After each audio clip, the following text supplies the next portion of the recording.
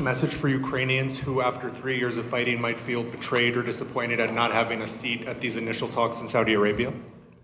Well, I think I'm really disappointed in what's happened. I've been watching this for 3 years. It's a war that would have never happened if I was president, and I've been watching these people being killed at levels that you've rarely seen, not even close, since the Second World War.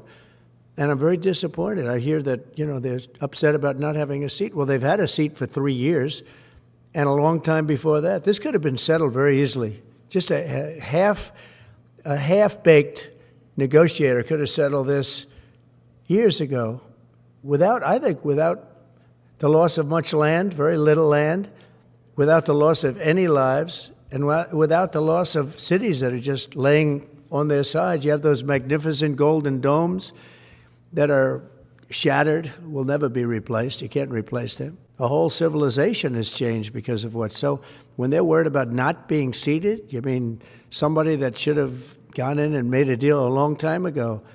You could have made a deal. This is one that could have made a deal. There was no talk of this during the Trump administration. Putin would have never, ever done it. And I think I have the power to end this war.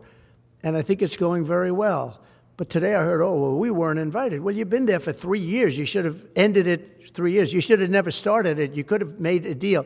I could have made a deal for Ukraine that would have given them almost all of the land, everything, almost all of the land, and no people would have been killed, and no city would have been demolished, and not one dome would have been knocked down.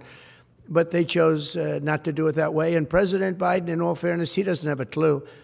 He was so bad for this. He was so bad, so pathetic. It's so sad.